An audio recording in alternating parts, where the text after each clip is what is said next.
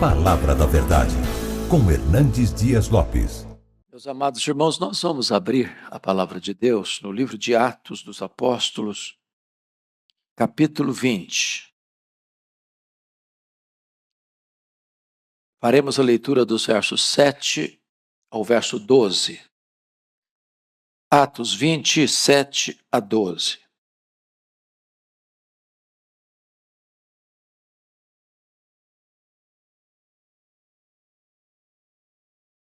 Está escrito: no primeiro dia da semana, estando nós reunidos com o fim de partir o pão, Paulo, que devia seguir viagem no dia imediato, exortava-os e prolongou o discurso até a meia-noite. Havia muitas lâmpadas no cenáculo onde estávamos reunidos. Um jovem chamado Eutico, que estava sentado numa janela, adormecendo profundamente durante o prolongado discurso de Paulo, vencido pelo sono, caiu do terceiro andar abaixo e foi levantado morto. Descendo, porém, Paulo inclinou-se sobre ele e, abraçando-o, disse: não vos perturbeis, que a vida nele está. Subindo de novo, partiu o pão e comeu. E ainda lhes falou largamente até ao romper da alva, e assim partiu. Então conduziram vivo o rapaz e sentiram-se grandemente confortados. Amém. Eu gostaria de tratar deste assunto com os meus amados à luz desse texto, com o seguinte tema: saia da janela. Saia da janela. O apóstolo Paulo está empreendendo a sua segunda viagem missionária e ele, quando queria ir para a Ásia, o Espírito de Cristo impediu de entrar na Ásia. Ele escuta em Troade uma voz de um varão macedônio dizendo: passa a Macedônia e ajuda-nos. E então ele entendeu que esta era a vontade de Deus e entrou na Macedônia. Entrou no Ocidente, entrou no que nós chamamos de Europa. E dali, de Troade, ele embarca, porque era uma cidade portuária, e desembarca em Neápolis, próximo de Filipos. Então vai para Filipos, depois vai para Tessalônica, depois vai para Bereia, depois vai para Atenas, depois vai para Corinto. E ele depois empreende a terceira viagem missionária na Ásia, em Éfeso. E agora ele está retornando. Quando ele para na mesma cidade onde tiver a visão, em Troade. Ali já havia uma igreja. E ele aproveita o momento que haveria de embarcar no dia seguinte para reunir a igreja. Era domingo, era o dia do Senhor, primeiro dia da semana. A igreja estava reunida para celebrar a ceia. E diz o texto que Paulo prolongou no seu discurso. Um sermão longo. Não sei se nós estamos acostumados com um sermão até meia-noite.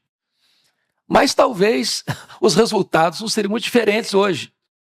O certo é que um rapaz chamado Eutico está sentado à janela, no terceiro andar. Já é um grande risco. E então, em virtude do longo discurso, do longo sermão de Paulo, as muitas luzes, lá pelas tantas ele foi tomado pelo sono. E o sono venceu. E diz o texto bíblico que ele caiu do terceiro andar. E quem cai não cai para dentro, cai para fora. E ao cair, ele já cai sem vida. Ele cai e morre.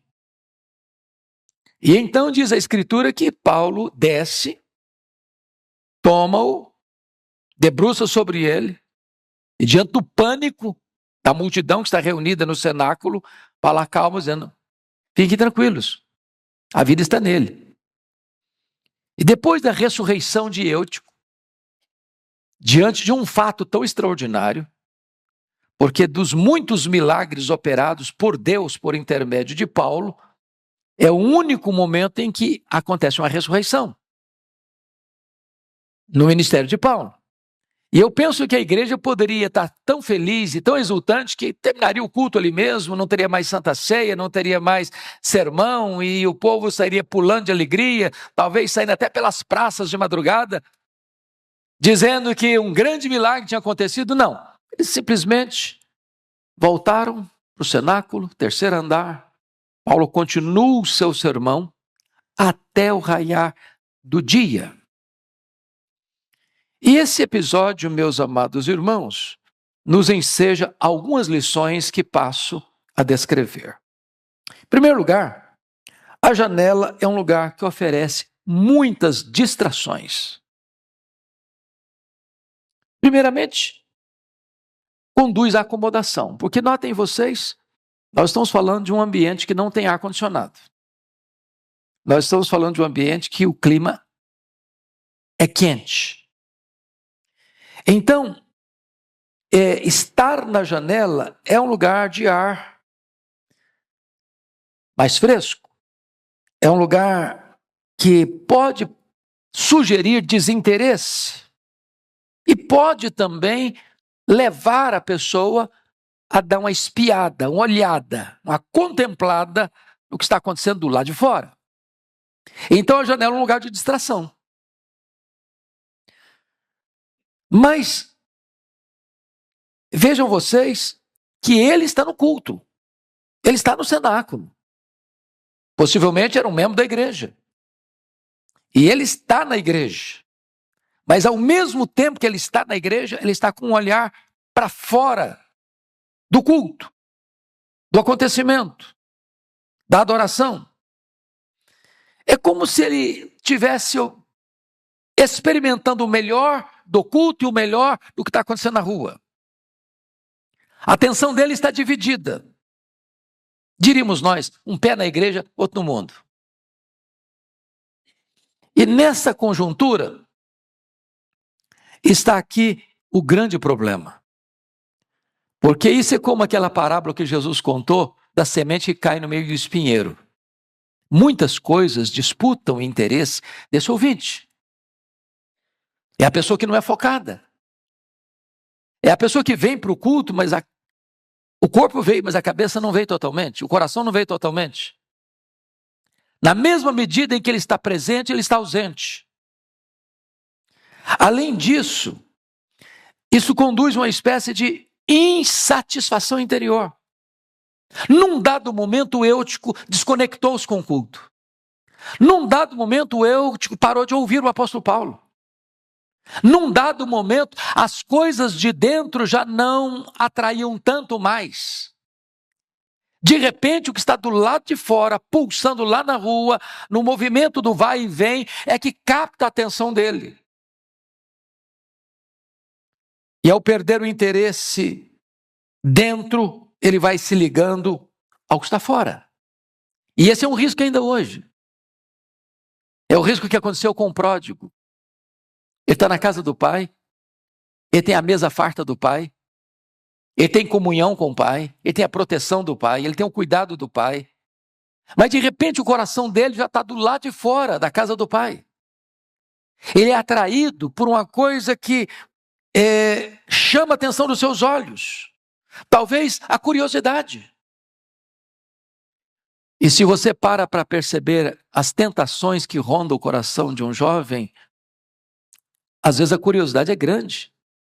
Por exemplo, a curiosidade talvez seja a principal razão pela qual um jovem se matricula na experiência das drogas. Um baseado aqui, uma cheirada acolá, um gole aqui, uma aventura acolá.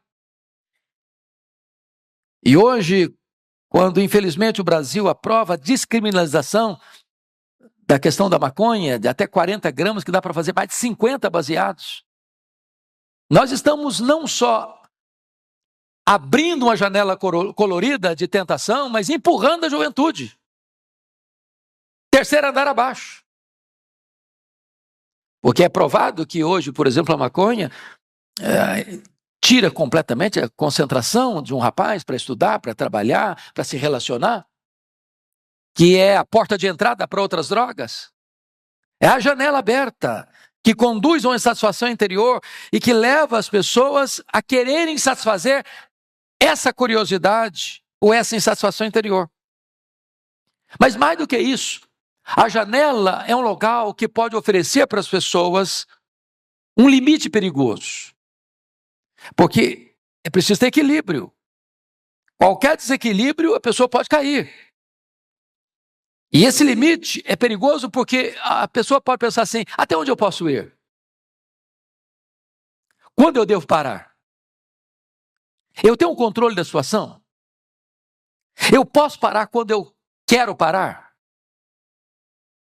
Eu nunca me esqueço, conversando com uma jovem certa feita, que viveu um drama tão grande de uma vida de várias experiências sexuais antes do casamento, e ela vivia um drama tão grande de consciência, de culpa. Ela diz: pastor, o meu grande problema foi que eu pensava que eu pensava que eu estava no controle, que eu sabia a hora que eu devia parar e eu tinha poder para dizer: agora eu não vou mais, daqui para frente é um caminho mais, eu vou parar agora. E percebi, eu não estava no controle. É a janela. É a janela. Mas mais do que isso, essa janela, ela conduz a muitas ilusões. Porque a janela de hoje não é a janela na parede de uma casa ou de um cenáculo. A janela hoje, ela é colorida, ela é movimentada, ela está à disposição de um aperto do seu dedo, no seu smartphone, no seu computador.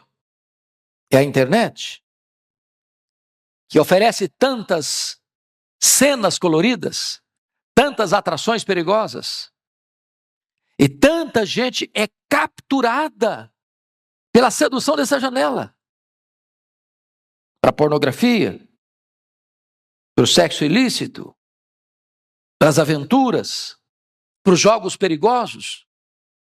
E quantas pessoas, não importa a idade que elas têm, se jovem ou se adulto ou até se velho, são capturadas pela atração sedutora dessa janela colorida, aberta, que pode levar as pessoas a uma queda fatal. Mas em segundo lugar, irmãos, a janela é um local que produz sonolência espiritual. Vejam vocês que Eutico está sentado na janela, o culto está rolando, a pregação está acontecendo, e de repente a mente se desconecta. E ao se desconectar a mente, ele já não está mais acompanhando o raciocínio da mensagem. É assim no culto, sabia?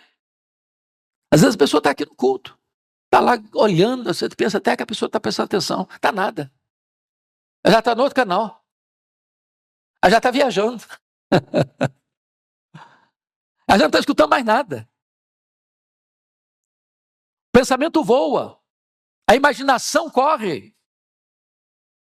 E essa falta de vigilância abre uma avenida de tentação. Como a tentação de Sansão, que olha, que vê, já não escuta mais conselho de pai e mãe, que não escuta mais as orientações de Deus. Essa janela, mais do que isso, oferece uma espécie de preguiça diante dos desafios da vida, como as 10 virgens, 5 delas imprudentes, estão lá apenas com figurino de crente, com cacuete de crente, com jargões de crente, com aparência de crente, mas não tem mais nada. É apenas fórmula e forma e nenhum conteúdo. A janela aberta pode ser aquela tentação da fraqueza nas tribulações, como Pedro, que dormiu na hora da mais titânica batalha da vida. Ele dorme. Porque não percebe a gravidade da situação, ele não percebe a urgência do momento, ele não tem discernimento do que está acontecendo. E então, diz a Bíblia, que Eutico dormiu, e ao dormir, ele caiu da janela do 3º andar e morreu. Mas talvez você pergunte assim, mas por que Eutico dormiu? Em primeiro lugar, porque num dado momento, ele perdeu o interesse nas coisas de Deus. Meus irmãos, o diabo é muito sutil e o mundo é muito atrativo. O mundo é o sistema. E há muitas coisas atrativas. E o diabo, que conhece depois de Deus, talvez é o que mais nos investiga, ele sabe o nosso calcanhar de Aquiles, ele sabe o ponto vulnerável, ele sabe onde chega, ele sabe por onde tenta entrar numa brecha. Para uns é o sexo, para outros é a vaidade, para outros é o dinheiro, para outros é o poder. Não sei. E ele vai inserindo essas coisas, e tirando e roubando e desidratando o interesse pelas coisas de Deus. Por que Eutico dormiu? Porque foi para o lugar errado. Ele foi para a janela. Ele foi flertar com o que estava lá de fora. Ele foi dar uma espiada no que estava acontecendo na rua. De repente, as coisas de Deus já não atraíam todo o seu interesse. Por que ele dormiu? Porque ele perdeu o fervor. É como aqueles discípulos, Pedro, Tiago e João, no Monte da Transfiguração. O milagre está acontecendo ali, a glória de Deus está descendo ali, o rosto de Jesus está brilhando, as vestes de Jesus resplandecendo, Moisés e Elias aparecem em glória, é glória demais, é o céu descendo à terra, mas eles estão desconectados, estão com sono, estão dormindo.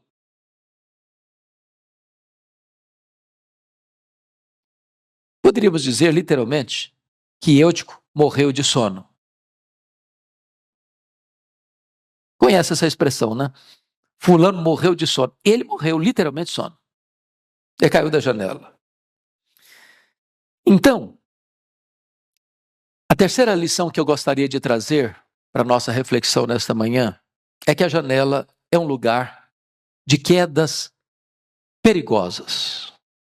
Quem cai, cai para fora. Já percebeu isso? Dificilmente você vê uma pessoa na janela e cai para dentro, cai para fora. E quantas janelas, meus amados irmãos, podem levar a quedas terríveis? A Bíblia diz que um dia Davi estava passeando no terraço do seu palácio. E talvez, da janela da tentação, ele viu uma mulher. Apenas viu. E ele foi fisgado pela concupiscência dos olhos.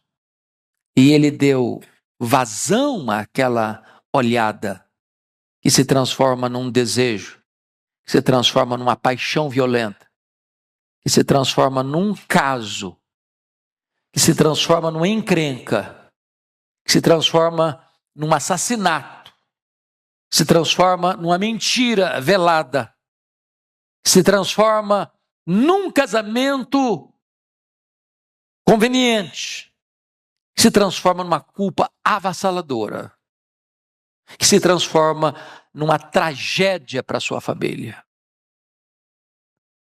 Por causa de uma janela tentadora na sua vida.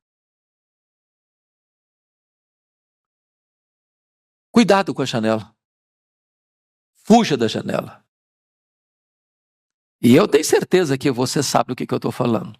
Cada um de nós aqui pode ter uma janela diferente, de tamanho diferente, de paisagem diferente, de cores diferentes, de apelos diferentes.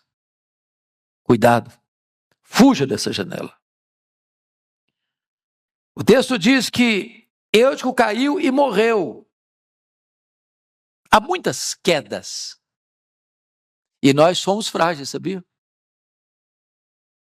Nenhum de nós aqui, por mais experiente que seja, por mais consagrado que seja, por mais tempo de igreja que tenha, pode bater no peito com soberba, dizendo, isso eu nunca vou fazer, esse pecado eu nunca vou cometer, eu jamais vou cair, eu sou blindado de qualquer risco de queda espiritual.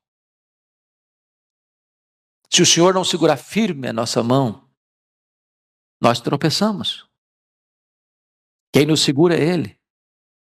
Quem nos sustenta é Ele. Mas cabe-nos fugir das janelas perigosas. Há muitos jovens feridos, há muitos homens feridos, há muitas mulheres feridas, há muitos crentes feridos.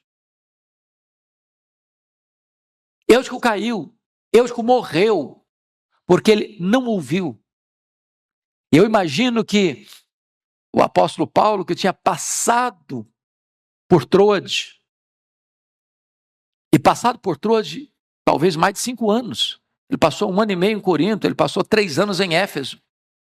Nós não sabemos exatamente o restante do tempo que ele passou nas outras cidades, mas foi pouco tempo. Então, era uma igreja que estava saudosa do apóstolo Paulo, era uma igreja que estava ávida de ouvir a palavra de Deus, é uma igreja que eu imagino que dá dizendo para Paulo, Paulo, não termina o sermão não termina não, Paulo, continua mais, fala mais, ô Paulo, nós queremos ouvir mais, e chegou a meia-noite e o povo quer mais, mas alguém naquele culto não quer mais, alguém naquele culto não quer mais ouvir, ou alguém naquele culto não tem mais capacidade de ouvir. Alguém naquele culto está na janela e o sono chega porque ele se desconecta com o que está de dentro e agora ele não tem mais outra opção a não ser se render ao sono e por causa do sono ele cai e ele morre. Quantas quedas hoje? Quantos fora da igreja hoje? Quantos que estão na igreja hoje mas estão dormindo? Desperta, ó tu que dormes! Quantos que já caíram e quantos que já estão mortos. Mas, finalmente, em último lugar, a janela é um lugar para ser abandonado. O que eu acho bonito, pastor Arival, nesse texto, é que Paulo não acusa a igreja,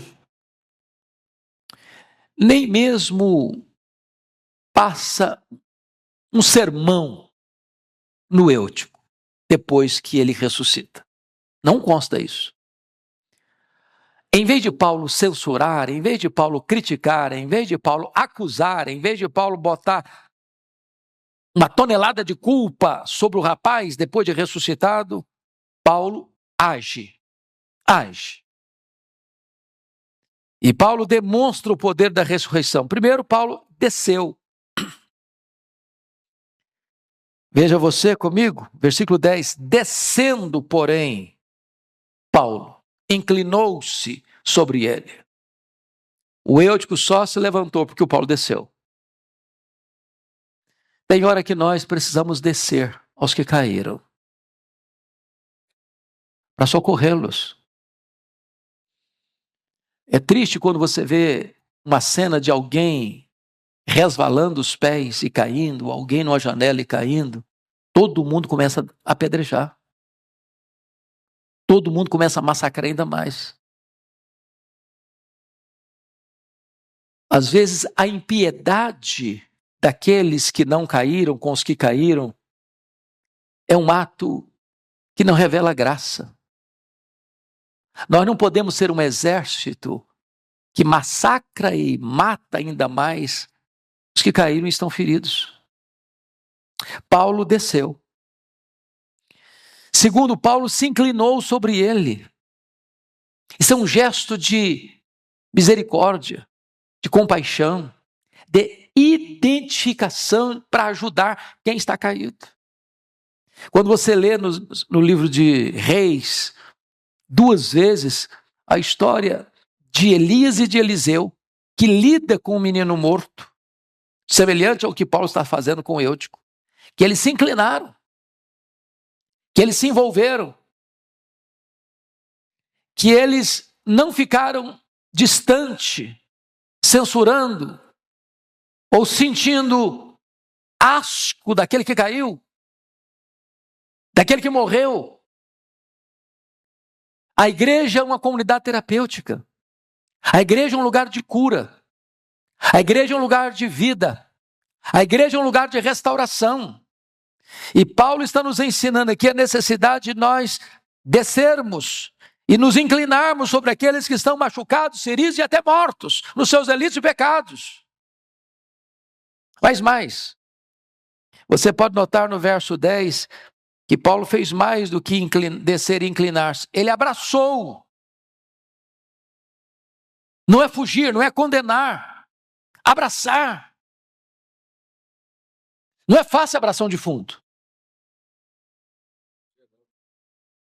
Mas Paulo fez isso. Ele creu no poder da ressurreição. Há muitas pessoas hoje, meus irmãos, que estão mortas, mas que podem receber vida.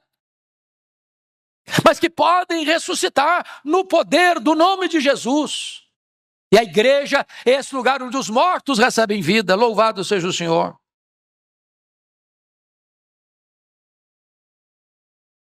Quando o profeta Ezequiel, no seu ministério, foi chamado para olhar a cena do povo de Deus, do povo de Israel, ele foi conduzido para um vale de ossos sequíssimos. E lá na cena tem duas coisas. A primeira coisa, ele foi levado para o centro do vale. Depois ele foi chamado a andar ao redor do vale. Ou seja, é preciso ter uma visão completa, plena, do centro, da periferia, de todos os ângulos, por todos os lados, do que está acontecendo. E quando ele olha, ele vê um vale de ossos sequíssimos. E a pergunta que lhe foi feita é essa: filho do homem, poderão reviver esses ossos? E a resposta dele foi: Senhor Deus, tu sabes. Então profetiza.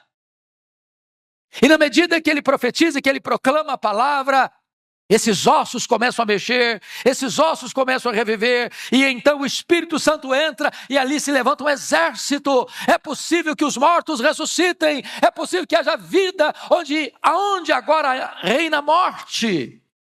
Este é o nosso ministério. Agora me permita dizer algo a você aqui nesta manhã. Quem sabe você que está aqui, e você que está nos assistindo, é a pessoa que caiu da janela.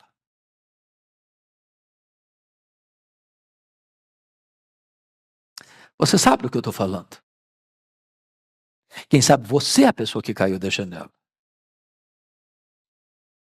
Eu quero dizer para você que se você caiu da janela, tem esperança para você. Tem perdão para você. Tem restauração para você. Tem vida para você. Hoje você pode trazer a esperança, à sua memória, aquilo que vai lhe dar esperança. E a Bíblia diz que se você confessar os seus pecados, Deus é fiel e justo para perdoar os seus pecados e limpar você e purificar você de toda a injustiça.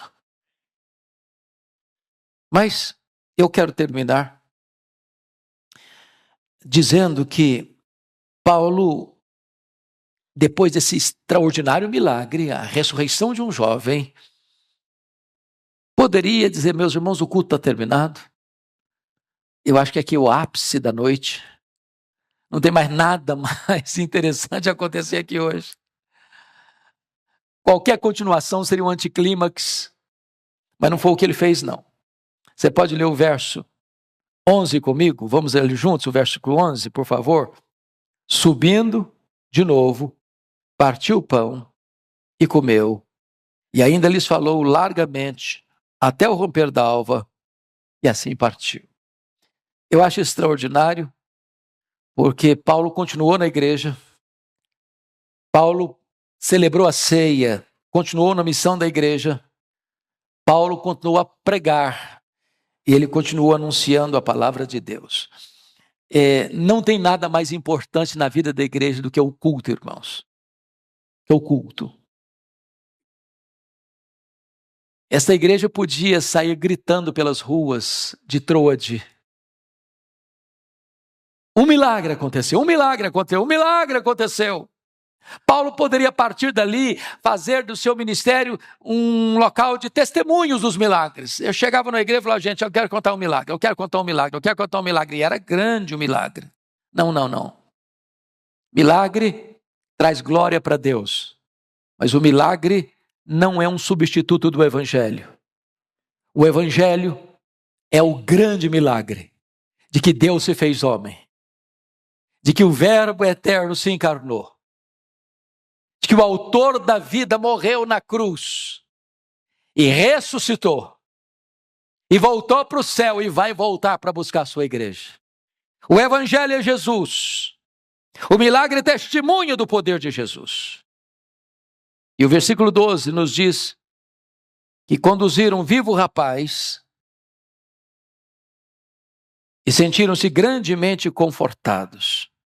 Os jovens precisam reviver e a igreja pode ser confortada com a ressurreição dos que estavam mortos e agora receberam vida em Cristo Jesus.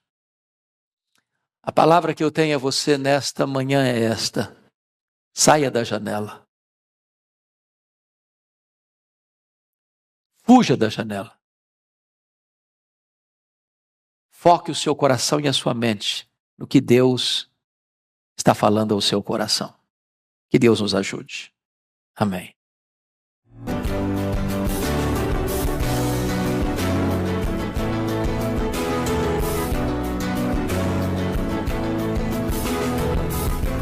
Palavra da Verdade, com Hernandes Dias Lopes.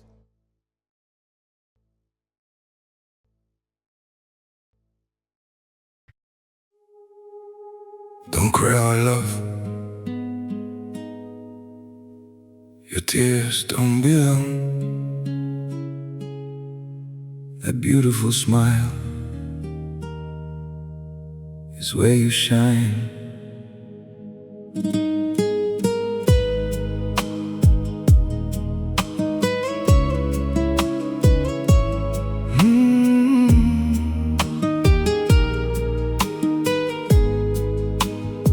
I know the night feels cold around you, like the stars have lost their glow, and the weight upon your fragile heart feels too much to hold alone. But your tears were never made to fall for someone who can't see. You're far too beautiful for sorrow, so please save your smile for me. Don't cry, my love. Your tears don't suit you at all. You're much more beautiful smiling than drowning in it all. Don't cry, my love. Wipe the sadness from your eyes. The world feels brighter when you're laughing, so don't let heartbreak steal your life. Every wound will fade with time now. Every storm will lose its rain, and the pain that tries to break you won't deserve your heart again. Don't cry, my love. Your tears don't suit you at all. You're much more beautiful smiling than drowning in it all. Don't cry, my love. Wipe the sadness from your eyes. The world feels brighter when you're laughing, so don't let heartbreak steal your life. If your world feels torn apart, lean on me, I'll hold you close until the day your gentle smile returns the way I love the most. Don't cry, my love. Your tears don't suit you at all. You're much more beautiful smiling than drowning in it all. Don't cry, my love. Wipe the sadness from your eyes. The world feels brighter when you're laughing, So don't let heartbreak steal your light.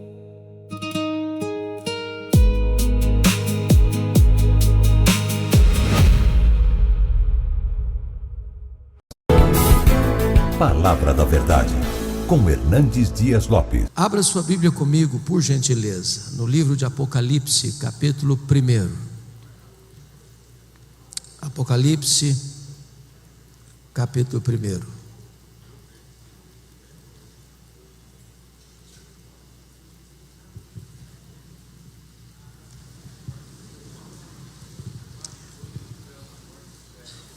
Nós vamos ler todo este capítulo. Eu estou com a versão Mara, então acompanhe a leitura desse texto por gentileza. Revelação de Jesus Cristo, que Deus lhe deu para mostrar aos seus servos as coisas que em breve devem acontecer, e que ele, enviando por intermédio do seu anjo, notificou o seu servo João, o qual atestou a palavra de Deus e o testemunho de Jesus Cristo quanto a tudo o que viu. Bem-aventurados aqueles que leem, aqueles que ouvem as palavras da profecia e guardam as coisas nela escritas, pois o tempo está próximo.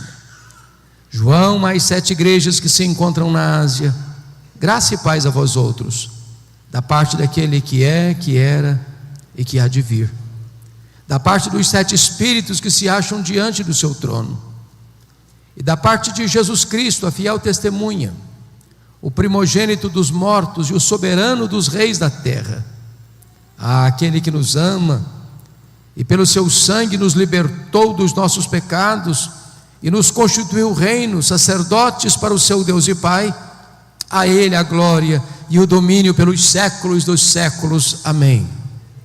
Eis que vem com as nuvens, e todo olho verá, até quantos o traspassaram, e todas as tribos da terra se lamentarão sobre ele, certamente. Amém. Eu sou o Alfa e o Ômega, diz o Senhor Deus, aquele que é, que era e que há de vir, o Todo-Poderoso. Eu, João, irmão vosso e companheiro na tribulação, no reino e na perseverança. Em Jesus achei-me na ilha chamada Patmos por causa da palavra de Deus e do testemunho de Jesus. Achei-me espírito no dia do Senhor, e ouvi por detrás de mim grande voz como de trombeta dizendo: o que vês, escreve em livro e manda às 7 igrejas: Éfeso, Esmirna, Pérgamo, Tiatira, Sardes, Filadélfia e Laodiceia. Voltei-me para ver quem falava comigo, e voltado vi 7 candeeiros de ouro, e no meio dos candeeiros um semelhante a filho de homem, com vestes talares e cingido à altura do peito com uma cinta de ouro. A sua cabeça e cabelos eram brancos como a alva lã, como neve, os olhos como chama de fogo, os pés semelhante ao bronze polido, como que refinado numa fornalha, a voz como voz de muitas águas. Tinha na mão direita 7 estrelas, e da boca saía-lhe uma afiada espada de 2 gumes. O seu rosto brilhava como o sol na sua força. Quando o vi, caí a seus pés como morto. Porém ele pôs sobre mim a mão direita, dizendo: não temas, eu sou o primeiro e o último, e aquele que vive. Estive morto, mas eis que estou vivo pelos séculos dos séculos, e tenho as chaves da morte e do inferno. Escreve, pois, as coisas que viste, e as que são, e as que hão de acontecer depois destas. Quanto ao mistério das 7 estrelas que viste na minha mão direita, e aos 7 candeeiros de ouro, e as 7 estrelas, são os anjos das 7 igrejas, e os 7 candeeiros são as 7 igrejas. Amém. Meus amados, eu gostaria de compartilhar com vocês hoje sobre a glória incomparável do nosso glorioso Redentor. O livro de Apocalipse retrata para nós o ponto culminante da história. Apocalipse é a acrópole, o pináculo da revelação de Deus. Esse livro não é tanto o registro de fatos que hão de acontecer, mas sobretudo Apocalipse é a revelação de uma pessoa, é a revelação de Jesus Cristo nosso Senhor. O livro é acerca dele, da importância dele, da obra dele, da posição dele, da soberania dele e da sua vitória gloriosa. Jesus é o centro da própria eternidade. Ele é o centro da história. Ele é o centro da igreja. Ele é o centro do céu. Ele é o centro da Escritura. Ele é tudo no Antigo Testamento. Ele é a semente da mulher que nasceu para esmagar a cabeça da serpente. Ele é o descendente de Abraão, em quem todas as famílias da terra são abençoadas. Ele é representado por aquela coluna de nuvem e por aquela coluna de fogo que guiou o povo 40 anos no deserto. Ele é representado pelo maná que caía do céu e pela água que brotava da rocha. Ele é representado pelo Cordeiro da Páscoa. Ele é representado pelo tabernáculo. Ele é representado pela Arca da Aliança. Ele é representado pelo templo. É representado pelas festas, pelos sacrifícios, pelo sábado. Tudo é uma sombra dele. Ele a realidade. Jesus é tudo também no Novo Testamento. Ele é o Messias prometido. Ele é o Filho de Deus. Ele é o Verbo que se fez carne. Ele é o pão da vida. Ele é a luz do mundo. Ele é a porta das ovelhas. Ele é o bom pastor. Ele é a ressurreição e a vida. Ele é o caminho e a verdade e a vida. Ele é a videira verdadeira. Ele é o amado da nossa alma. Ele é a nossa paz. Ele é a nossa alegria. Ele é a nossa justiça. Ele é a nossa herança. Ele é o alfa, ele é o ômega, ele é o princípio, ele é o fim, ele é o soberano dos reis da terra, ele é a razão da nossa vida.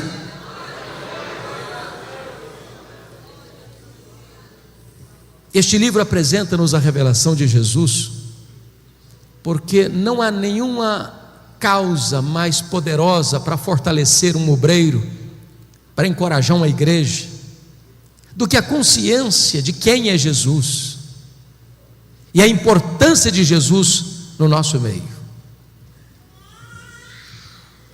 Os dias eram sombrios, muito sombrios. Nero pôs fogo em Roma. Tito Flávio pôs fogo em Jerusalém. Agora Domiciano está pondo fogo nos crentes. Os crentes estão sendo crucificados, queimados vivos, jogados às feras. A igreja está sendo massacrada. Os apóstolos todos já estavam mortos pelo viés do martírio. João era o último representante do colégio apostólico. Ele é pastor em Éfeso, já velho. Quando diz a Bíblia que ele é banido para esta colônia penal, para esta ilha vulcânica do mar Egeu, a ilha de Patmos. Na intenção do imperador Domiciano, é como se a última pá de cal estivesse sendo jogada sobre a igreja sofrida. Prenderam João naquela ilha vulcânica, naquela colônia penal. Fecharam para ele todas as portas da terra. Mas quando os homens pensam que eles têm o controle, eles se equivocam.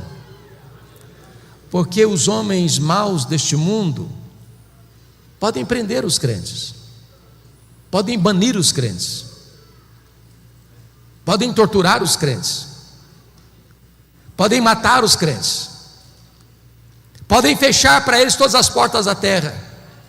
Mas os homens deste mundo não podem fechar a porta do céu. Porque quando todas as portas foram fechadas para João na terra, o Senhor abriu-lhe uma porta no céu e disse: sobe para aqui, e eu te mostrarei as coisas, não que talvez aconteçam, não as coisas que podem acontecer, eu te mostrarei as coisas que devem acontecer. E quando João sobe, ele vê um trono, e alguém é sentado no trono. Ele nem ousa descrever quem está sentado no trono, a não ser compará-lo com a beleza e o brilho das pedras preciosas. E ele vê na mão deste que está sentado no trono um livro de todo selado, com 7 selos, por dentro e por fora.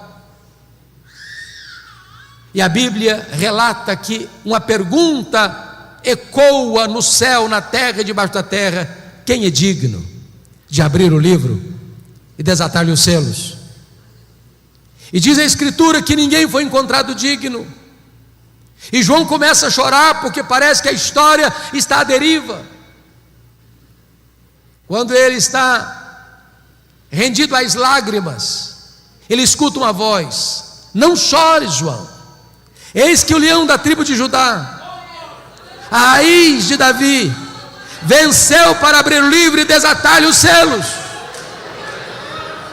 E os selos são rompidos por Jesus, e as trombetas soam por ordem de Jesus, e a história caminha sob o controle de Jesus, e caminha para uma consumação onde a vitória final é de Cristo e da sua igreja.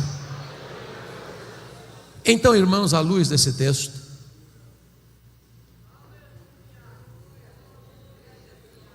eu gostaria de trazer 3 verdades para a nossa reflexão e ensino nesta noite. Em primeiro lugar, a grandeza incomparável da pessoa de Jesus. Em segundo lugar, a grandeza incomparável da obra de Jesus. E em terceiro lugar, as implicações incomparáveis dessas 2 verdades primeiras: quem Jesus é e o que ele fez. Vejamos então a grandeza incomparável da sua pessoa. Notem comigo, por gentileza, o versículo 5, que ele nos é apresentado como a fiel testemunha. E significa que ele é o supremo profeta. Ele é o mensageiro e ele é a mensagem. Ele é a última palavra de Deus para nós. Tendo Deus falado muitas vezes, de muitas maneiras, aos pais, pelos profetas, agora Ele nos fala pelo Filho. Sua revelação foi progressiva até Jesus, mas não a partir de Jesus. Se você não ouvir Jesus, não há mais nada diferente ou novo que possa ser comunicado a você, a trazer esperança para o seu coração. Ele é a verdadeira palavra de Deus, Ele é o verbo de Deus, Ele é o profeta e Ele é a mensagem, Ele é o mensageiro e Ele é a mensagem. Ele é o supremo profeta de Deus, a última revelação de Deus. Mas você vai notar comigo que no versículo de número 5, ele nos é apresentado como primogênito dos mortos e o soberano dos reis da terra, e ele aqui é o sumo sacerdote, porque ele é o sacerdote e é o sacrifício, ele é o ofertante e ele é a oferta, ele é aquele que está à direita de Deus Pai e intercede por nós. Ele é aquele que defende a sua causa diante de Deus. Ele é o advogado, o justo. É por isso que a Bíblia diz que nenhuma condenação pode sobrevir sobre a sua vida, porque a Bíblia pergunta assim: quem tentará acusação contra os eleitos de Deus? É Deus quem os justifica. Quem os condenará? É Cristo Jesus quem morreu, ou antes quem ressuscitou, o qual está à destra de Deus e também intercede por nós. Nas horas de angústias da sua vida, nas horas de aperto do seu coração, se você gritar por socorro, esse sumo sacerdote se levanta para estar ao seu lado, interceder por você e colocar sua causa diante de Deus. Mas mais do que isso, o texto nos apresenta como ele é também o Rei dos reis. Ele é o soberano dos reis da terra. O que significa isso? Significa, meus amados irmãos, que ele tem o controle. Você vê hoje as nações confusas, as guerras, as ameaças de um conflito armado ou de uma guerra nuclear, e os homens passam a ideia de que eles é que têm as rédeas nas mãos, o controle nas mãos, eles que podem apertar um botão aqui, outro ali, outro acolá, para explodir o planeta. Mas quem está sentado no trono é o Senhor Jesus. Quem comanda o universo é o Senhor Jesus. Ele é o soberano dos reis da terra. Ele que levanta reis, Ele quem abate reis, Ele quem levanta reinos, Ele quem abate reinos. Ele controla o universo, Ele dirige a história, Ele governa a igreja e Ele conduz a história para uma consumação final. Ele é o Rei dos reis. Mas notem vocês comigo no verso 13,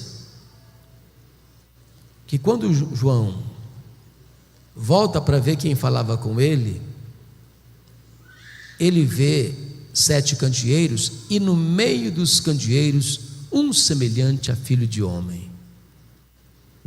Ele é o profeta, ele é o sacerdote, ele é o rei, e ele é onipresente, porque ele está no meio das igrejas, aqui no Brasil, lá no Japão, lá na América, lá na África, lá na Ásia, ao mesmo tempo.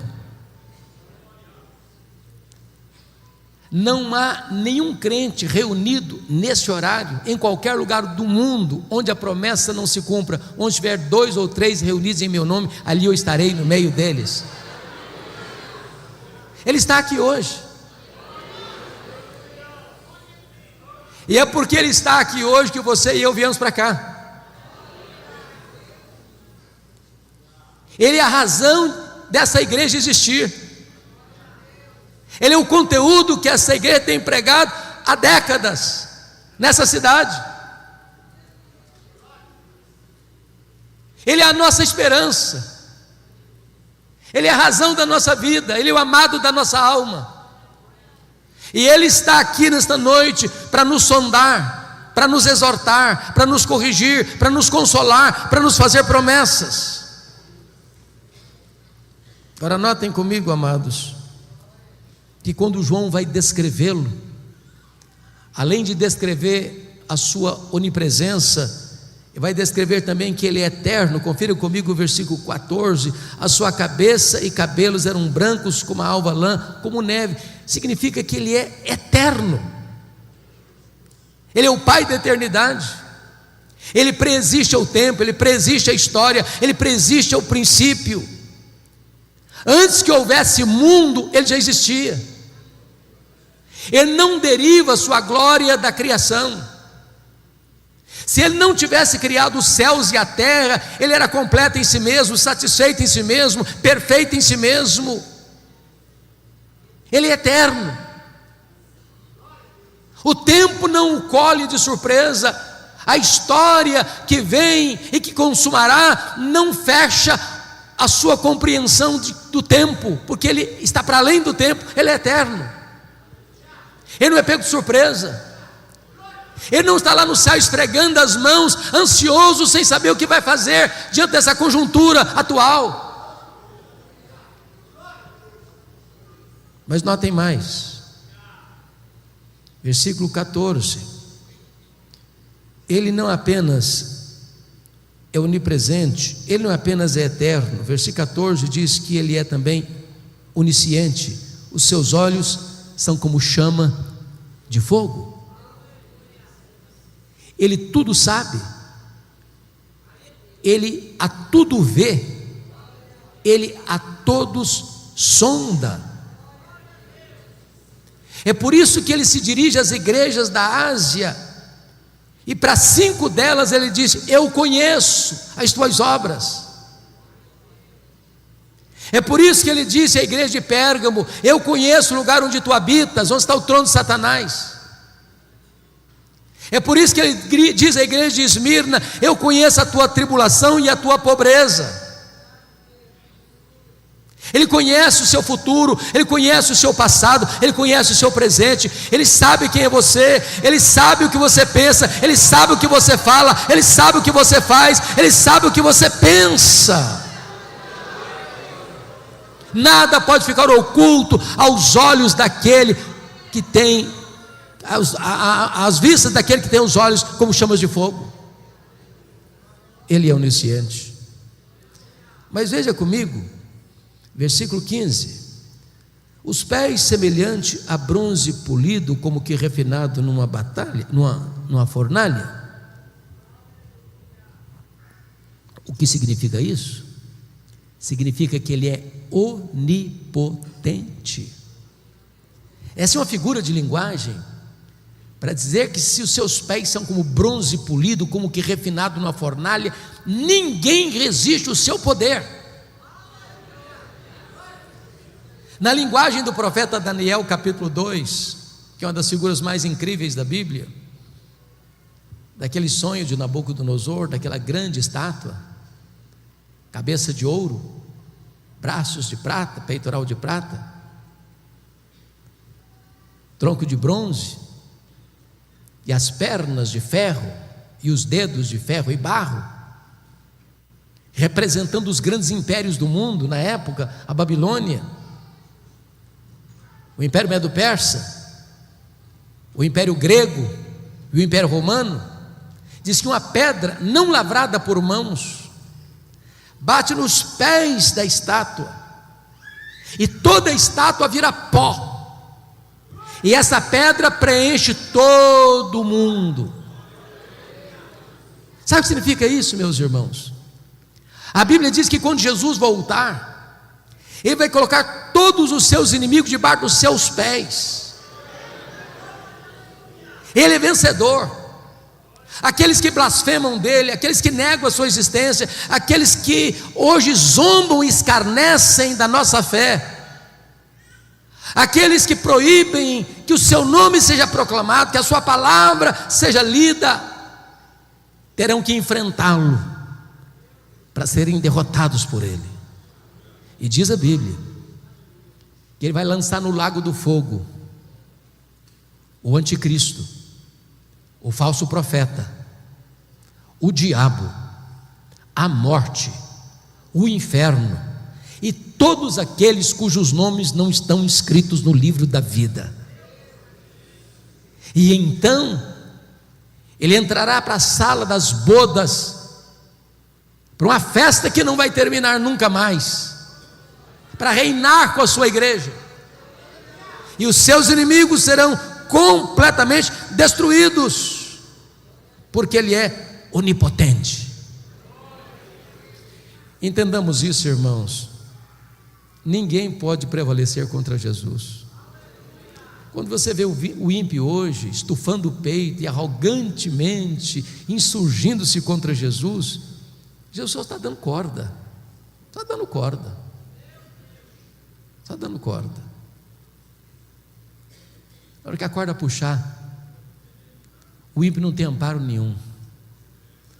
Naquele grande dia, diz Apocalipse capítulo 6, versículos 12 a 17, que esses poderosos do mundo vão estar desesperados, clamando até com vontade de morrer, mas a morte vai fugir deles, porque eles terão que encarar o Rei dos Reis, o Senhor dos Senhores, o reto juiz, vencedor em todas as batalhas.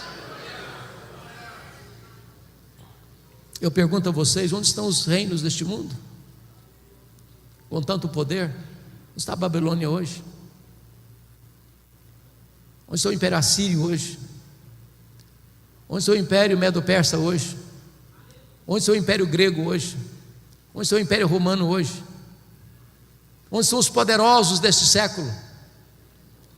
Eles virão pó, mas Jesus continua no trono, Rei dos Reis, Senhor dos Senhores. Confira comigo, por gentileza. Versículo 15 ainda, diz: a voz como voz de muitas águas.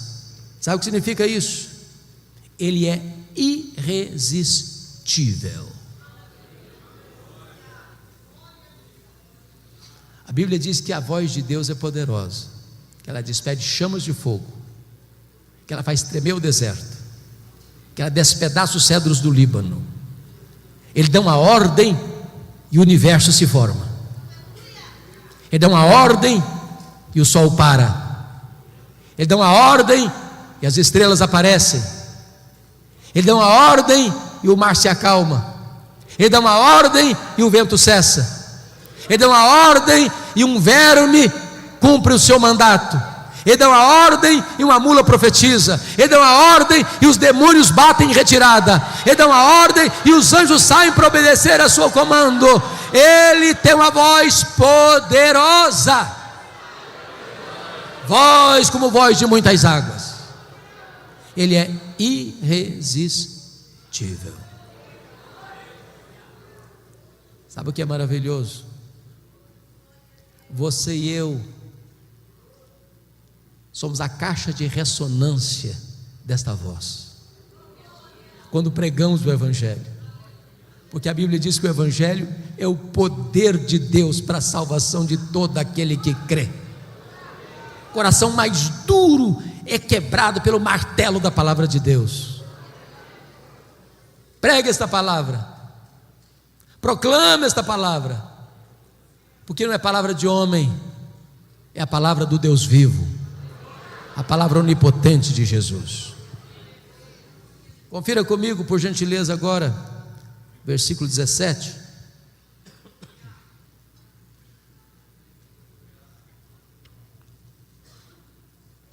Vejam, por gentileza.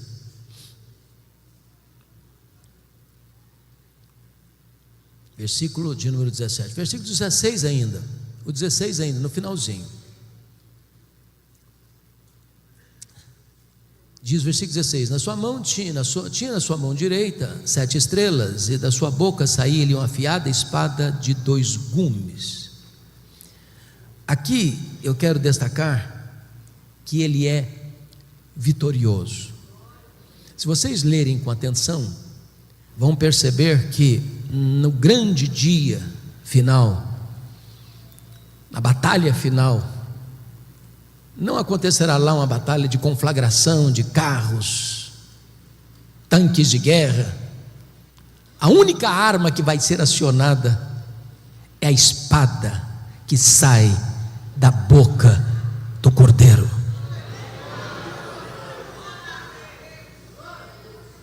O Senhor não precisa de recursos humanos, de armas humanas para triunfar. É por isso que a Bíblia diz que vai matar o anticristo com o sopro da sua boca, com o poder da sua manifestação. Irmãos amados, como é importante nós compreendermos quão grande é Jesus, quão poderoso é Jesus, quão incomparável é Jesus. A espada que sai da sua boca significa que ninguém pode resisti-lo, ninguém pode ameaçá-lo, ninguém pode derrotá-lo. Nós não seguimos um líder fracassado, um líder derrotado. Nós seguimos aquele que é vencedor e invicto em todas as batalhas. Nós nem entramos em campo hoje para saber se vamos ganhar ou perder. Diz a Bíblia que nós já somos mais do que vencedores em Cristo Jesus, nosso Senhor. Louvado seja Deus. Se você é crente, se você nasceu de novo, você já está alistado neste poderoso exército vitorioso de Cristo Jesus.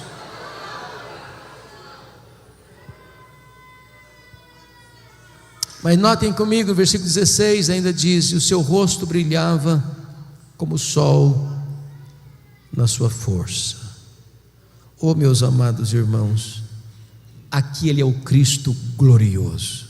Eu acho isso maravilhoso, sabe por quê? Porque a visão que João tem agora não é mais daquele Cristo do Getsêmani, sangrando, coberto de lágrimas, prostrado com o rosto no chão. A visão que João tem agora não é daquele Cristo cuspido e esbordoado do sinédrio judaico. A visão que João tem agora não é daquele Cristo espancado e vilipendiado do pretório romano. A visão que João tem agora não é daquele Cristo exangue que caminha trôpego debaixo do lenho maldito pelas ruas apinhadas de uma cidade ensandecida. A visão que João tem agora não é daquele Cristo suspenso entre a terra e os céus, pregado naquele lenho maldito. Não! Ele tem a visão do Cristo vitorioso. O seu rosto brilha como o sol na sua força. E notem que João era o discípulo mais próximo de Jesus. Mas ele está diante da glória do Cordeiro, do Cristo vencedor, do Cristo vitorioso. Mas, finalmente, examinando o primeiro ponto, a grandeza incomparável da pessoa de Jesus, confira comigo, por favor, versículos 17 e 18. Quando o vi, caí a seus pés como morto. Porém ele pôs sobre mim a mão direita, dizendo: não tenhas medo, eu sou o primeiro e o último, e aquele que vive. Estive morto, mas eis que estou vivo pelos séculos dos séculos, e tenho as chaves da morte e do inferno. Primeiramente, ele aqui é conquistador. Ele entrou nas entranhas da morte. Ele arrancou o aguilhão da morte. Ele matou a morte. Ele inaugurou a imortalidade e ressurgiu vitoriosamente. Agora ele é a ressurreição e a vida. Ele conquistou a morte, ele matou a morte, e agora você e eu podemos dizer para a morte: onde está a morte, a tua vitória? Onde está a morte, o teu aguilhão? Tragada foi a morte pela vitória. Agora, morrer para o crente não é um desastre mais. Para mim o viver é Cristo e o morrer é lucro. Para mim morrer é deixar o corpo e habitar com o Senhor. Para mim morrer é deixar aqui este corpo e habitar com o Senhor, o que é incomparavelmente melhor. Mas ele não é apenas o conquistador, finalmente ele é o restaurador. João está prostrado como um morto. Ele diz: ô João, não fica com medo não. Eu sou o primeiro, eu sou o último, João. Eu sou o alfa, eu sou o ômega. Ô João, eu já estive morto, mas eu estou vivo pelos séculos dos séculos. E eu tenho as chaves da morte e do inferno. Nós não viemos aqui nesta noite adorar o Cristo que esteve vivo e está morto. Nós viemos adorar o Cristo que esteve morto e está vivo, e vivo pelos séculos dos séculos. Esta é a grandeza incomparável da pessoa de Jesus. Veremos agora o segundo ponto, que é a grandeza incomparável da obra de Jesus. Por favor, olhe comigo o versículo 5, parte B. Aquele que nos ama e pelo seu sangue nos libertou dos nossos pecados. Em primeiro lugar, ele ama a igreja. E vejam vocês que o verbo está no presente do indicativo, não está no passado. Ele não apenas nos amou, ele nos ama e continuará nos amando. Eu penso que não há nenhum remédio mais eficaz para curar o problema, o complexo de inferioridade e da autoestima achatada, do que essa verdade. Você acha pouco o fato de você ser amado por Jesus? Mas Ele não ama você porque viu em você algo digno de ser amado. A causa do amor dele por você e por mim não está em nós, mas nele mesmo. Sabe por quê? A Bíblia diz que Ele nos ama com amor eterno. O mundo não tinha sido criado ainda, e você já estava no coração dele. Ele amou você com amor eterno e atraiu você para Ele com cordas de amor. Deus não me ama por causa das minhas pretensas virtudes, Ele me ama apesar dos meus pecados. Ele não me ama por causa dos meus méritos, Ele me ama apesar dos meus deméritos. Não há nada que você possa fazer para Deus amar você mais, nem para Ele amar você menos. Ele ama a você. Talvez você entrou aqui hoje abatido, triste, talvez você se sentindo a última pessoa do universo, talvez você entrou aqui hoje com essa autoestima lá no chão. Eu quero dizer para você que Jesus ama você, que Jesus ama você, que Jesus ama você, que Jesus ama você. Você tem valor para Ele, você é importante para Ele.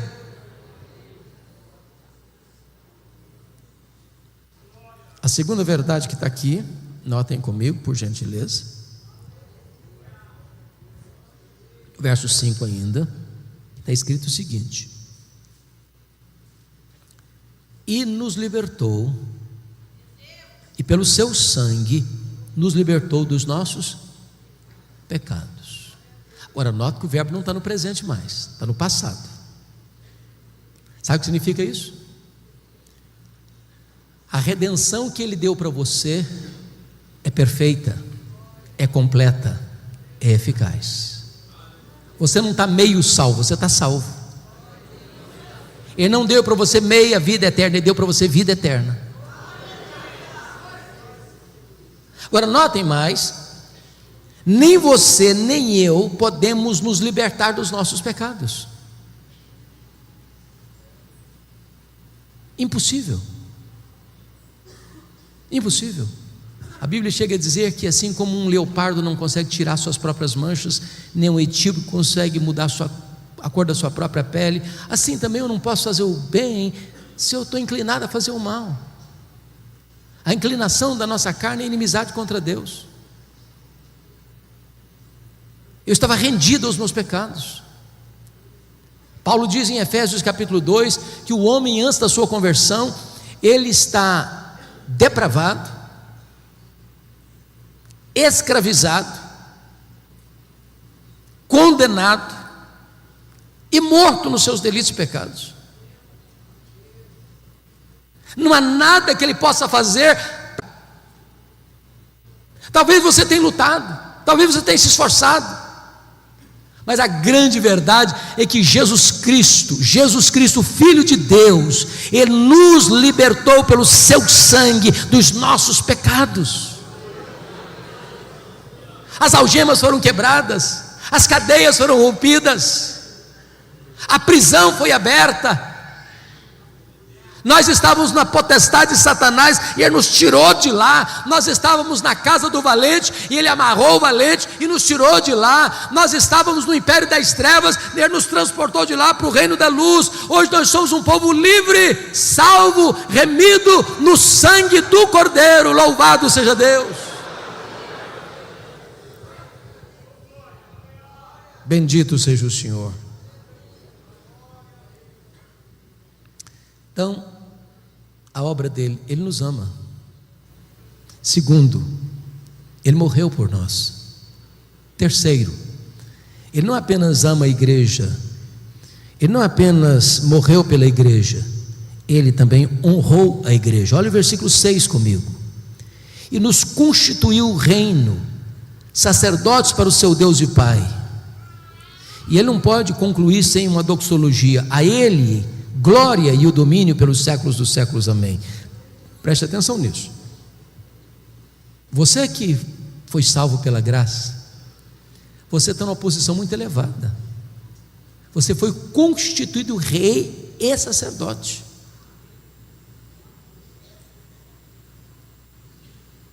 Talvez você aspire a algumas posições que algumas pessoas ocupam neste mundo, Pois eu posso lhe garantir que a posição mais honrosa que o mundo possa oferecer não é nada em comparação ao que você já tem. Você é rei e sacerdote. Significa que agora você tem livre acesso à presença de Deus. Você não precisa de um intermediário mais para você falar com Deus. O véu já está rasgado de cima a baixo. O novo e vivo caminho já foi aberto e franqueado para você. Eu estou estudando, pastor Samuel, o livro de Esther, e é curioso que na história lá de Esther, o rei Assuero, conhecido por Xerxes I, ninguém podia entrar lá na sala do trono dele sem ser convidado, nem a rainha. Se uma pessoa entrasse sem ser convidado, ele podia matar a pessoa, dar uma ordem sumária para a pessoa ser executada. Eu quero dizer para você que o Rei dos Reis está franqueando para você a sala do trono. Você pode entrar a hora que você quiser, de onde você estiver, como você estiver, e Ele vai acolher você, Ele vai receber você, Ele vai abraçar você, Ele vai dar as boas-vindas a você, porque agora você tem livre acesso à presença de Deus.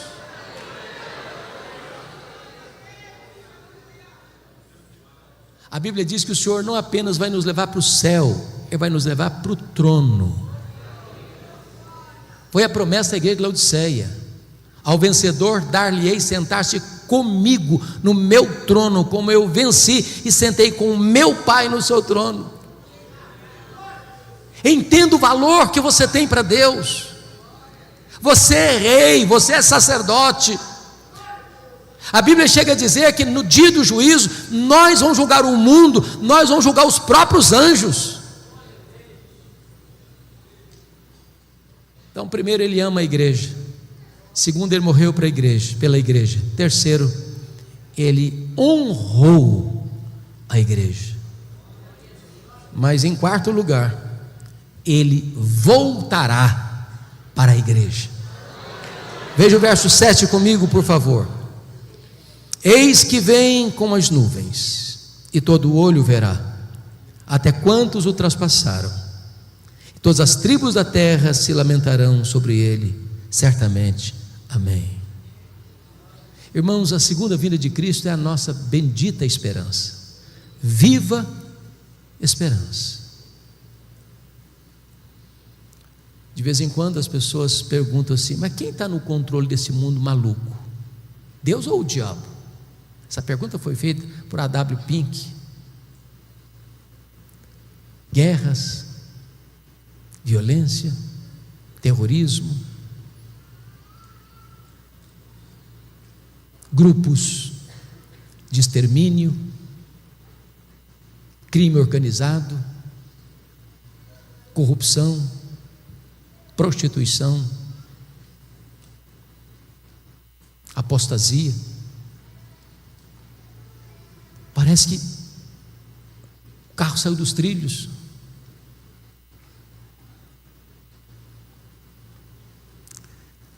Mas eu quero dizer para você que a história não é um caminhão sem freio ladeira abaixo. O Senhor Jesus está no controle. E Ele não nos deixou enganados sobre o que haveria de acontecer. Ele já nos deu as pistas, já nos deu os sinais.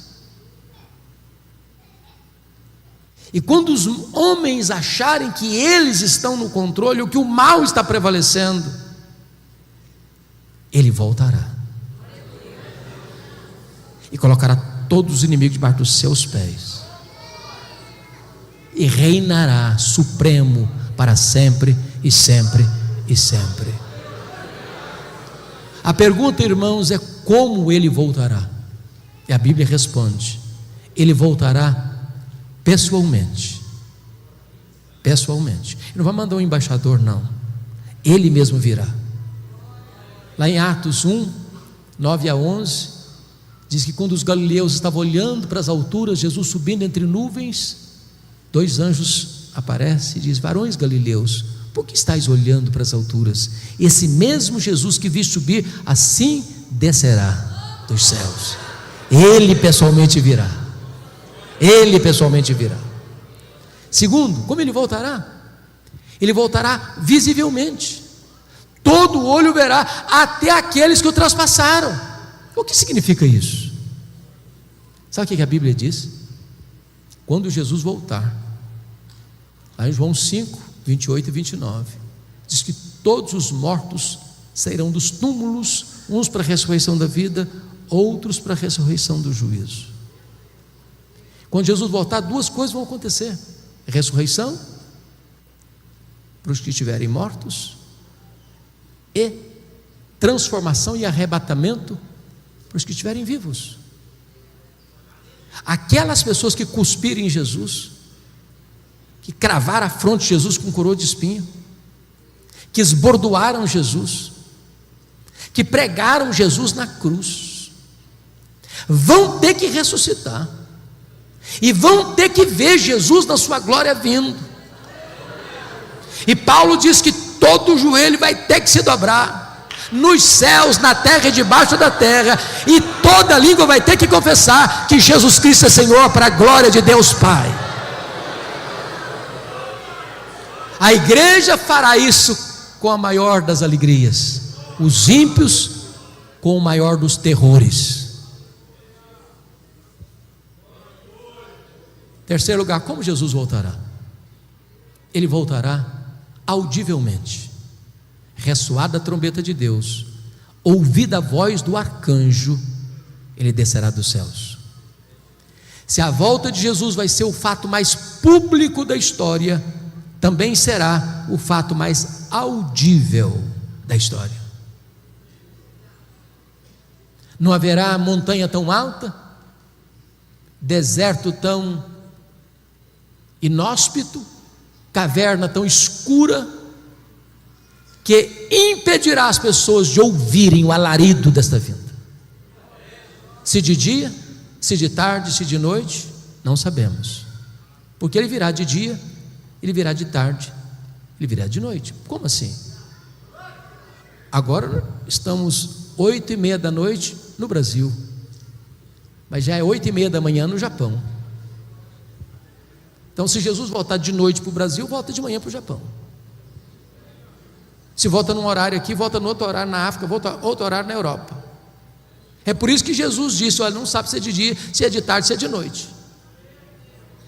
Porque quando ele voltar, vai estar de manhã para um, vai estar de tarde para outro, vai estar de noite para outro. Mas todo olho o verá.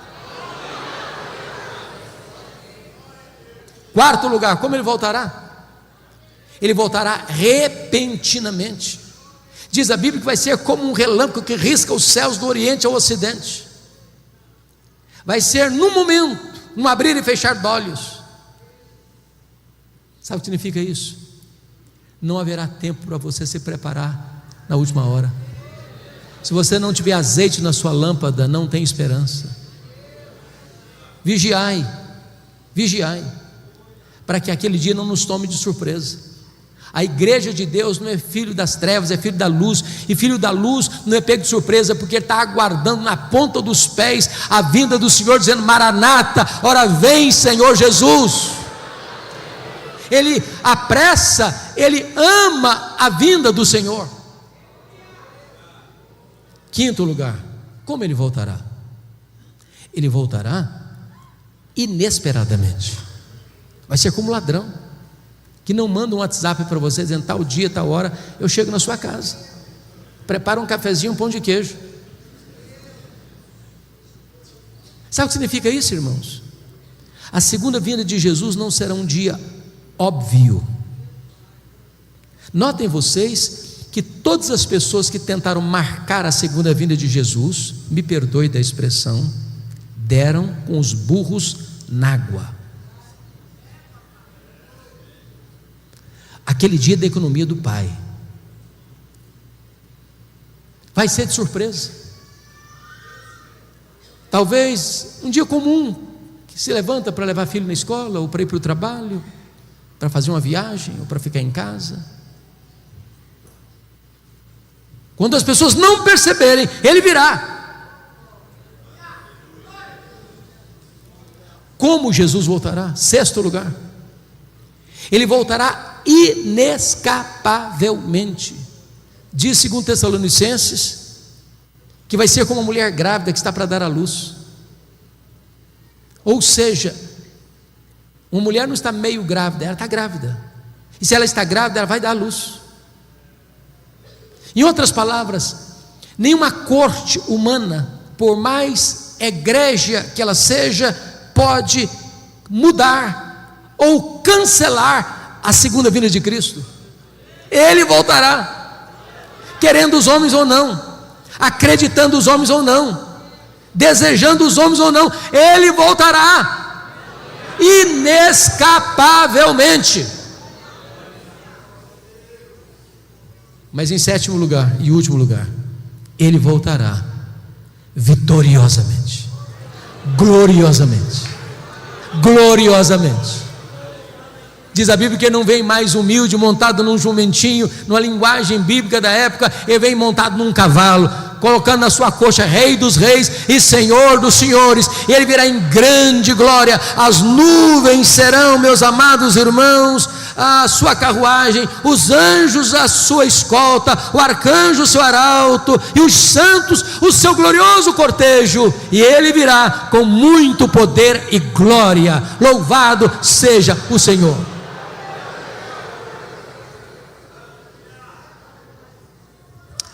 Então, até aqui nós olhamos a grandeza incomparável da pessoa de Jesus.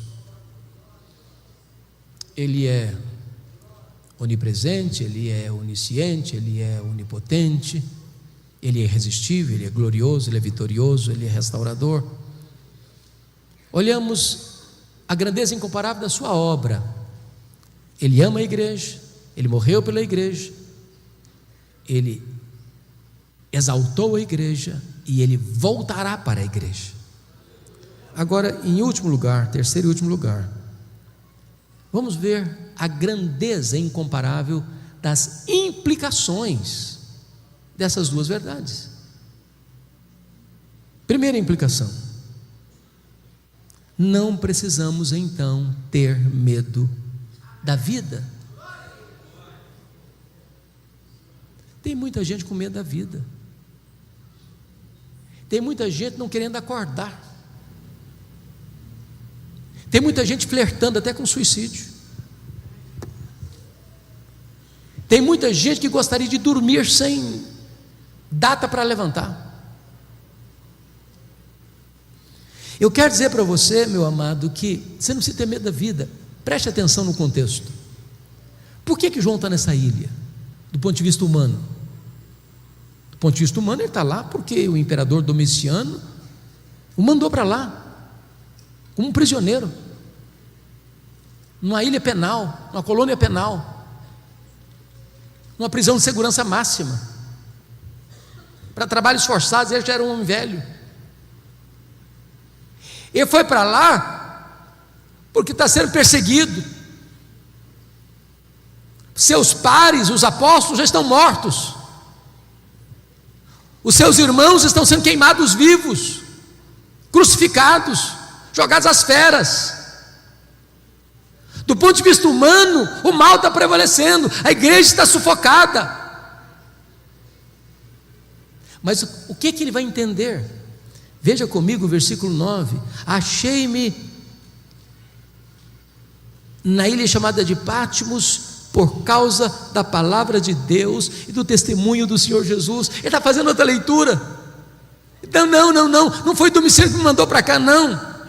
Eu estou aqui, é por causa de Jesus. Eu estou aqui, é por causa da palavra de Deus. Eu estou aqui para uma agenda celestial. Eu estou aqui porque Deus aproveita a situação adversa da agora para transformar a tragédia em triunfo. Eu estou aqui para receber a revelação de Deus das coisas que devem acontecer. Quem está no controle é Deus. Deus transforma a ilha de Patmos na porta do céu. Deus transforma a tragédia em triunfo. Deus é especialista em virar a mesa, em mudar o placar do jogo. Você não precisa ter medo da vida. Me permita dizer isso, meus amados irmãos. A igreja de Deus é indestrutível.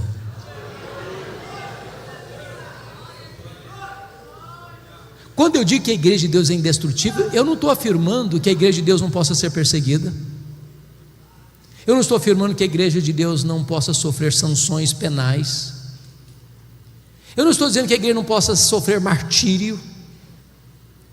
Apocalipse capítulo 12, versículo 11 diz que a igreja vence o diabo com a palavra do testemunho e com o sangue do Cordeiro.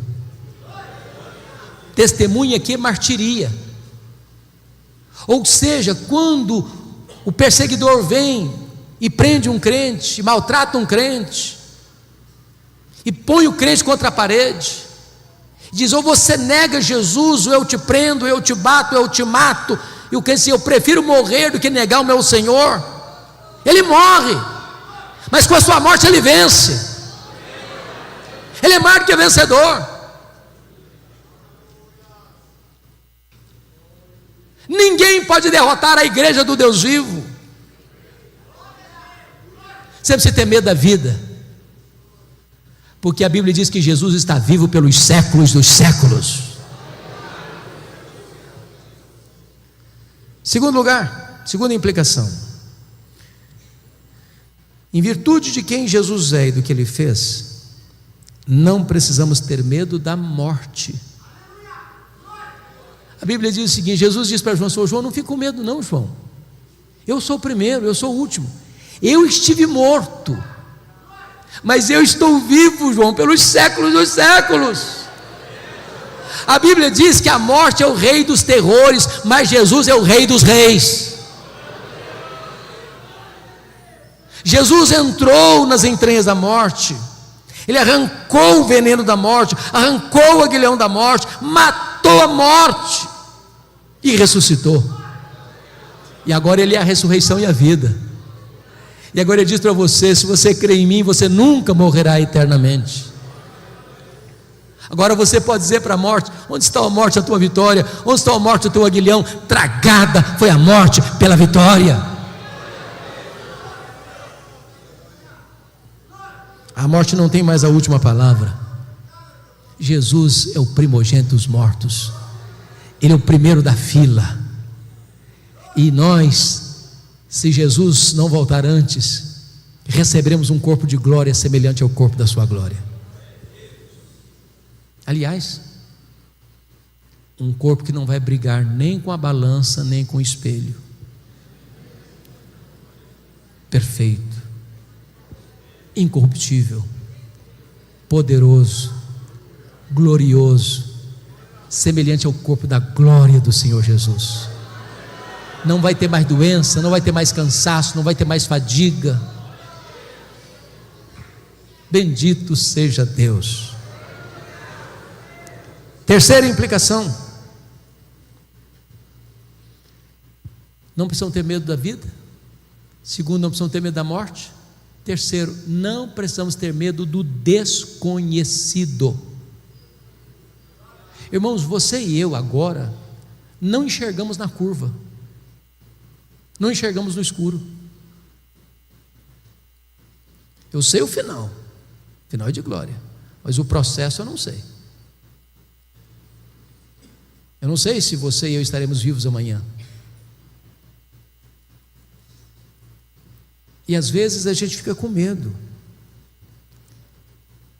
Mas me permita voltar com você para o verso 1, porque está escrito aqui: revelação de Jesus Cristo que Deus lhe deu para mostrar aos seus servos as coisas que em breve devem acontecer. Preste atenção, não é nas coisas que talvez aconteçam, não é nas coisas que podem, não, nas coisas que devem acontecer. Sabe o que significa isso? Que quem escreve a história é Deus, quem determina a história é Deus, quem está no controle é Deus. Sabe o que significa isso? Nós não cremos em acaso, nós não cremos em sorte, nós não cremos em azar, nós não cremos em determinismo cego, nós não cremos em coincidência, Nós não cremos em macumba pegando em crente. Nós não cremos em olho gordo. Nós cremos que a mão de Deus dirige o nosso destino. Então descanse seu coração.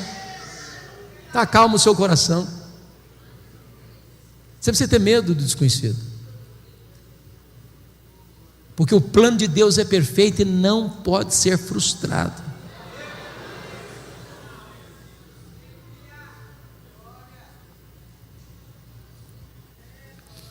O que eu acho precioso nesse livro é que João, na hora mais crítica da sua vida, é convocado a subir. Porque não é a terra que explica o céu, é o céu que explica a terra. O entendimento dos dramas da história não emanam da própria terra, não procede dos próprios homens, mas vem de cima, vem do céu, vem de Deus, vem do alto. E quando João sobe, o que ele vê é um trono. E quem está sentado no trono é quem governa. E ele vê o Cordeiro, que é o leão da tribo de Judá, a raiz de Davi, que está com um livro na mão, venceu para abrir o livro. E o que é abrir o livro, irmão? O livro é o livro da história, dos acontecimentos. E quando você vê a abertura dos selos, o que é a abertura dos selos? É o mundo perseguindo a igreja. Isso não pegou Deus de surpresa, não. Isso não pegou Jesus de surpresa, não. Foi Ele que estabeleceu essa agenda. Aí depois dos selos, as trombetas soam. O que são as trombetas? São o juízo parcial de Deus ao mundo que persegue a igreja. E quando as trombetas tocam, elas alcançam o quê? A terra, o mar, os rios, os astros, os homens. Você já parou para pensar ou interpretar os fenômenos da natureza? Os tsunamis, os maremotos? Você já parou para pensar nos terremotos, nos abalos sísmicos? Você já parou para pensar nas pandemias da vida que atingem a terra e os homens? Isso não é coisa fortuita, casual. Não é porque a natureza está em ebulição ou em revolta. São trombetas de Deus, chamando os homens ao arrependimento, dando a eles mais uma chance se voltarem para Deus. Quando você vê no Apocalipse o levantamento do quarteto do mal, nos capítulos 12, 13 e 14, o diabo, capítulo 12, o anticristo, o falso profeta, capítulo 13, e a grande Babilônia, no capítulo 14. Esses inimigos não se levantam por conta própria, o próprio Deus permite-os se manifestarem, para que se revele neles a glória de Deus na sua derrota fragorosa. E notem vocês, que o diabo, como coordenador desta orquestra maligna, você vê o anticristo trazendo perseguição, você vê o falso profeta trazendo heresia, e você vê a grande Babilônia trazendo prostituição. Não são essas coisas que estão movendo o mundo hoje? Mas o Senhor vai pôr fim a toda esta corrente de maldade, porque quando as taças da ira de Deus são derramadas, capítulos 15 e 16, agora não tem mais juízo misturado com a misericórdia, agora a cólera de Deus chegou o grande dia do juízo. O que você vai ver em seguida? Capítulos 17, 18 e 19, a queda do quarteto do mal. 17 e 18, a queda da Babilônia. 19, a queda do anticristo, do falso profeta. Capítulo 20, a queda do diabo.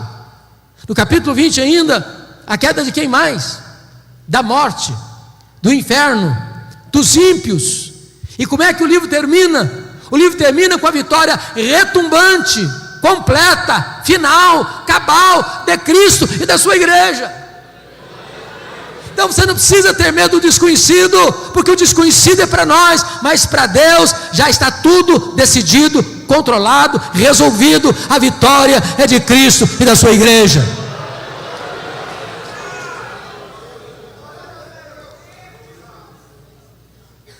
Em último lugar, quarto e último lugar,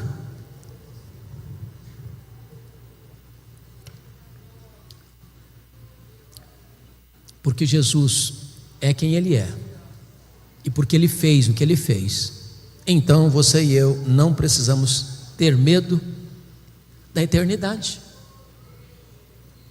Como é que será? Como é que vai ser? As pessoas têm tantas curiosidades.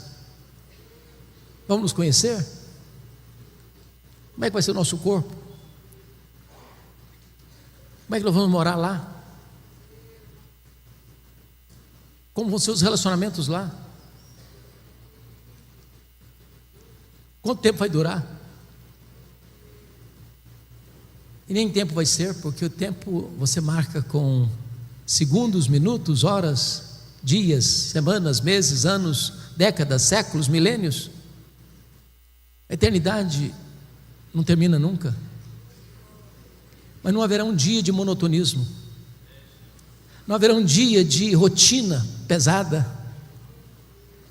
Nós nos deleitaremos nele, nós glorificaremos a ele, nós serviremos a ele, nós contemplaremos a face dele, nós conheceremos a ele, nós viveremos com ele, reinaremos com ele para sempre, sempre, sempre, sempre. E ele diz para João: João, você não precisa ter medo não, João, porque eis que eu estive morto, mas estou vivo pelos séculos dos séculos. Quando os milênios rolarem, lá na eternidade, Jesus estará lá com você. Você não precisa ter medo. Não há nada que possa infundir medo ao seu coração. Como diz o apóstolo Paulo: eu estou bem certo de que nem a morte, nem a vida, nem anjos, nem principados, nem poderes, nem altura, nem profundidade, nem qualquer outra criatura poderá separar-nos do amor de Deus que está em Cristo Jesus, nosso Senhor. E eu termino fazendo uma declaração. Diz o texto que quando João viu Jesus na sua glória, ele caiu como morto aos seus pés. E a pergunta é esta: e você? Que postura você tem tido em relação a Jesus? Você tem se curvado também? Tem se prostrado também? Você o reconhece nesta noite como Senhor da sua vida, como Salvador da sua vida, como a razão da sua vida? Ele está aqui hoje, poderoso para salvar, poderoso para restaurar, poderoso para consolar, poderoso para fazer tudo novo na sua vida. A Ele, o Rei da Glória, a Ele, o Alfa e o Ômega, a Ele, o soberano dos reis da terra, a honra, a glória e o louvor, agora e pelos séculos eternos. Amém.